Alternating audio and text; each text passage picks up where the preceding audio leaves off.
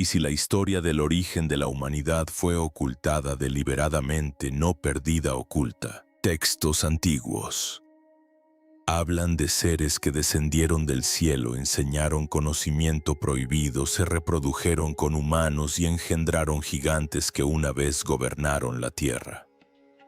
Ahora la inteligencia artificial ha descifrado uno de los manuscritos más misteriosos de la historia, y lo que encontró cambia todo lo que creíamos saber sobre ángeles, demonios y la esencia misma de la realidad. Dale a me gusta y suscríbete. Este laberinto es más profundo de lo que imaginas. El libro de Enoc no encaja fácilmente en las lecciones de la escuela dominical. Es demasiado crudo, demasiado extraño, demasiado lleno de horror cósmico. Mientras que el Génesis nos presenta un jardín y una serpiente, Enoc nos ofrece algo mucho más inquietante. Seres celestiales que abandonaron sus puestos descendieron a la tierra y alteraron el curso de la historia humana para siempre. No se trata de una reliquia polvorienta acumulando telarañas en el sótano de un monasterio. Millones de personas ven análisis en YouTube. Hollywood ha utilizado sus imágenes para películas taquilleras. Los académicos lo debaten con renovada urgencia. Y ahora, las herramientas de traducción con IA están desvelando capas que los ojos humanos pasaron por alto durante 2000 años.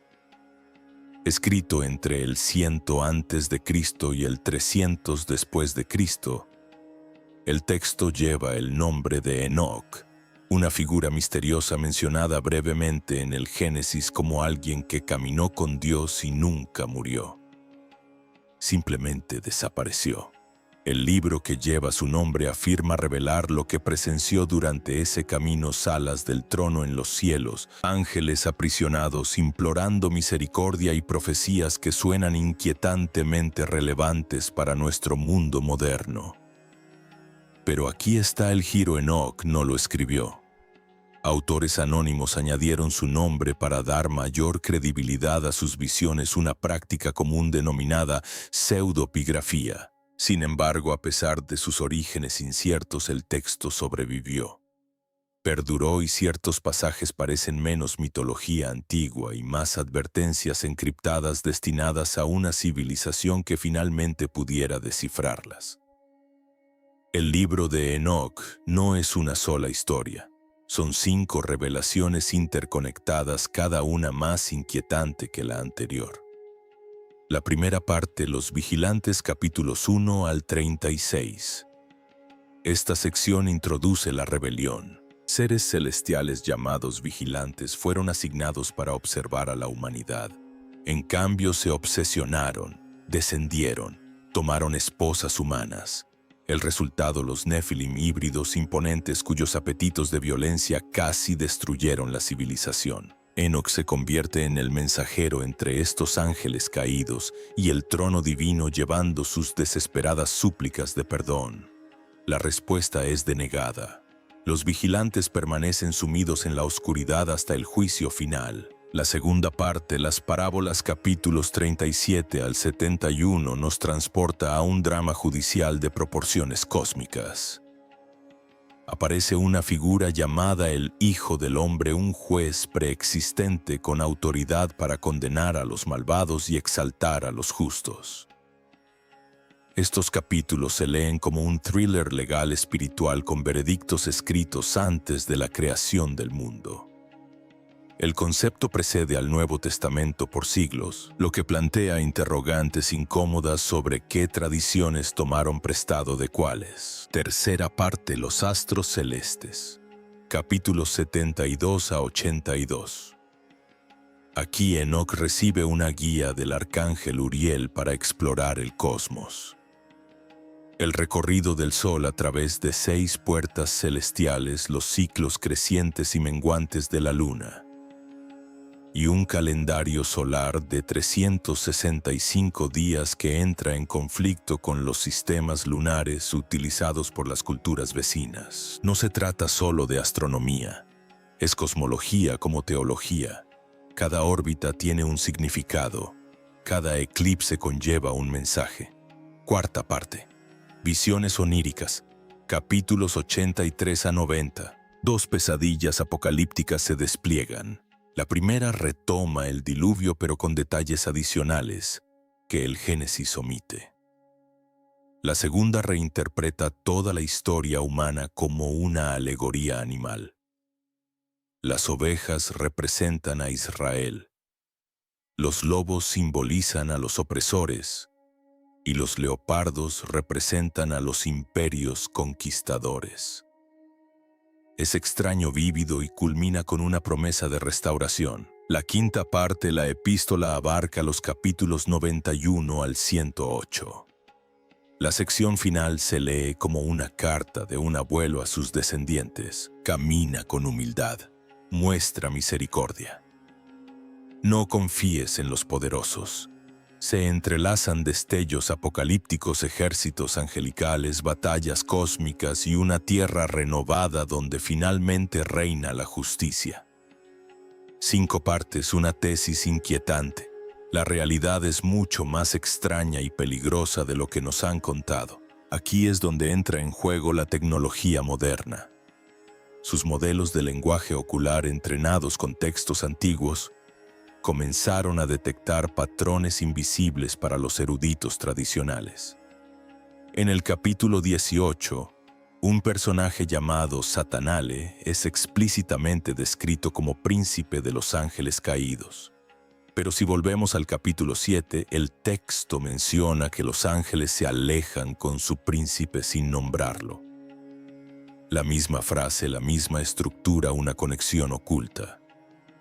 La IA lo detectó. La implicación de Satanale, una versión temprana de la figura de Satanás, estuvo presente en la rebelión desde el principio, pero su identidad estaba codificada en el texto. Él es el cabecilla, el artífice de la caída, y su nombre fue ocultado intencionadamente esperando a que alguien o algo lo descubriera. Hay más. En el capítulo 7, ángeles encarcelados se inclinan ante Enoc y le ruegan que interceda. Esto evoca tradiciones adámicas mucho más antiguas donde se ordenaba a los ángeles honrar al primer ser humano. Algunos obedecieron, otros guiados por Satanás se negaron y cayeron. La escena de la reverencia en Enoc no es casual. Es una referencia a Bumtetis, una huella literaria que vincula la rebelión de los vigilantes con la rebelión primordial del propio Lucifer. Textos místicos judíos posteriores como el tercer Enoc transforman a Enoc en el arcángel Metatrón y describen a líderes angélicos como Ususa y a Asil inclinándose ante él. Los nombres coinciden, los hilos narrativos se conectan. Lo que parecían leyendas separadas se revelan como capítulos de la misma saga cósmica. Ahora bien, ¿qué pasaría si los vigilantes no fueran ángeles? ¿Y si fueran extraterrestres? Piénsalo. Seres avanzados llegan del cielo. Enseñan metalurgia, astronomía, guerra cosmética y tecnologías que parecen surgir repentinamente en la historia de la humanidad. Se reproducen con los humanos engendrando descendencia gigante. Luego autoridades superiores los encarcelan bajo tierra. Sustituye a ángeles por extraterrestres y la historia se transforma en un relato de primer contacto. Las naves espaciales de los carros brillantes, los hijos de Dios, una especie capaz de manipulación genética, los Nefilim, híbridos, el castigo, una cuarentena impuesta por una civilización más poderosa. Los teóricos de los antiguos astronautas señalan mitos similares en todo el mundo, dioses que descienden, enseñan secretos y dejan tras de sí megalitos y conocimientos avanzados. Argumentan que los primeros humanos, al carecer de vocabulario científico, describieron a los visitantes extraterrestres con los únicos términos que tenían seres divinos. Los críticos replican que esta perspectiva menoscaba el ingenio humano. ¿Por qué suponer que nuestros antepasados necesitaban ayuda alienígena para construir, innovar o crear? Pero el debate persiste alimentado por la innegable extrañeza de textos como el de Enoc, que se asemejan menos a la teología y más a relatos de testigos presenciales que intentan describir lo incomprensible. En las parábolas se esconde una figura que desafía cualquier clasificación sencilla: el elegido, el siervo y sobre todo el Hijo del Hombre. Este ser existe antes de la creación misma. Se sienta en un trono en el cielo.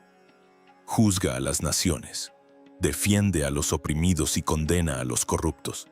¿Les suena familiar? El Evangelio de Juan describe a Jesús como el Verbo que estaba con Dios desde el principio. Las visiones de Daniel presentan a alguien semejante a un hijo de hombre que se acerca al anciano de días. El Apocalipsis describe a Cristo como el juez cósmico, pero Enoc es anterior a todos ellos. Prueba de que estos conceptos no fueron inventados por los cristianos, sino heredados de antiguas tradiciones apocalípticas judías. El Hijo de Hombre en Enoc no exige creer en una doctrina específica. Él mide los corazones, él sopesa las acciones. Consulta los libros celestiales donde se registra cada acto. La justicia, no la afiliación religiosa, determina el destino. Esto desafía las suposiciones modernas. Sugiere que las expectativas mesiánicas judías eran más ricas, más singulares y más desarrolladas de lo que muchos creen. Y plantea una pregunta: si estas ideas existían siglos antes del Nuevo Testamento. ¿Cuánto de la teología cristiana es revelación original? ¿Y cuánto es redescubrimiento? Tras visiones de juicio, Uriel, el arcángel de la luz, lleva a Enoc en una excursión astronómica. Lo que sigue es meticuloso, casi científico. El sol llamado Ójaro y Tomás viajan a través de 6 puertas orientales al amanecer y 6 puertas occidentales al anochecer. Su carroza es tirada por el viento y brilla 7 veces más que la luna. Las estaciones cambian a medida que la trayectoria del Sol se alarga y se acorta. La luna, conocida por 4 nombres, Asangas, Ela y Benassi, sigue una trayectoria similar pero con un ciclo de 29 días. Recibe la luz del Sol reflejándola en fases. El día 14 está llena. Luego se debilita oscureciéndose hasta que el ciclo se reinicia.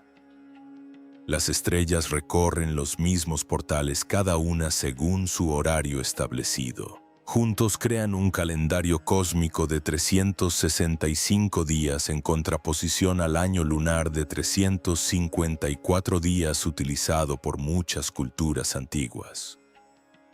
Es una declaración: el tiempo divino no se doblega ante la tradición humana. Los lectores modernos podrían considerar estos capítulos tediosos, pero para las audiencias antiguas fueron revolucionarios. Enoc no solo describía el cielo, sino que afirmaba que el universo opera según leyes, no el caos. Cada amanecer, cada eclipse, cada movimiento estelar sigue un patrón más antiguo que la humanidad. Y dentro de ese patrón se ocultan mensajes para quienes saben interpretarlos. Si Enoc es tan influyente, ¿por qué no está en la Biblia? La iglesia primitiva debatió acaloradamente Judá. Un libro del Nuevo Testamento cita directamente Enoc 1:9, prueba de que los escritores apostólicos conocían y utilizaban el texto. Pero citarlo no equivale a canonizarlo. Los concilios de la Iglesia evaluaron la autoría de cada libro, su coherencia con la doctrina establecida y su fiabilidad teológica. Enoc no superó la prueba. Sus orígenes eran demasiado confusos, sus leyendas demasiado extravagantes, ángeles que se apareaban con humanos gigantes que aprendían oficios prohibidos. Parecía mitológico, más cercano a la epopeya de Gilgamesh que a la Torá. Solo la Iglesia Ortodoxa etíope lo conservó como escritura sagrada e incluso ellos lo trataron con cautela. En otros lugares, Enoc se convirtió en apócrifo, respetado, estudiado, pero no autorizado. Sin embargo, su influencia nunca desapareció. Temas de Enoc impregnan la Biblia. Las visiones de Daniel, la sala del trono de Ezequiel, las escenas del juicio del Apocalipsis todas llevan ADN enóquico. El texto moldeó el pensamiento judío durante el período del Segundo Templo que a su vez moldeó el cristianismo. ¿Acaso rechazar el canon de Enoc no borró su huella? Aquí es donde la realidad se difumina en especulación. ¿O no surgieron informes de una IA decodificando a Enoc y descubriendo algo sin precedentes, secuencias numéricas repetitivas que corresponden a posiciones estelares y frecuencias de energía desconocidas para los astrónomos antiguos? La máquina no solo tradujo palabras, detectó patrones códigos, una cuenta regresiva. Según un relato viral, un investigador llamado Dr. Eliana Mendiz apareció en una transmisión en vivo explicando los hallazgos. La IA afirmó que Enoc no era simplemente profético, era un mensaje estratificado para una era lo suficientemente avanzada como para decodificarlo. La cuenta regresiva terminó en una fecha específica vinculada a una rara alineación celestial, el final. La línea decodificada decía: cuando el firmamento vibra, regresan. 30 días después, llegó la noche señalada. Los testigos informaron de una vibración tenue que se sintió en todo el mundo. Las luces parpadearon, los animales huyeron, el cielo centelleó de forma antinatural, luego silencio. La transmisión se cortó, sin seguimiento, sin explicación, probablemente un engaño, pero la historia se extendió como la pólvora porque toca una fibra sensible. El miedo y la esperanza de no estar solos y de que los textos antiguos contienen claves que apenas ahora estamos aprendiendo a interpretar. El libro de Enoc se resiste a caer en el olvido. Desafía las narrativas convencionales, insiste en que la historia es más extraña de lo que admitimos, y que la frontera entre mito y memoria podría ser más delgada de lo que creemos. Ya sea que lo leas como revelación divina, mitología cultural o informe de contacto extraterrestre, Enoc te obliga a enfrentarte a lo desconocido. Sugiere que los ángeles cayeron, que los gigantes caminaron sobre la tierra, que el juicio final se acerca, que el cosmos se rige por leyes que apenas comprendemos. Y tal vez, solo tal vez, intenta decirnos que el velo entre los mundos siempre ha sido más delgado de lo que nos atrevíamos a creer. La cuestión no es si Enoc es cierto. La pregunta es: ¿estamos preparados para lo que implica los vigilantes cayeron? Los Nefilim se alzaron. Enoc caminó con Dios y desapareció. ¿Qué sucede cuando el firmamento vibra y ellos,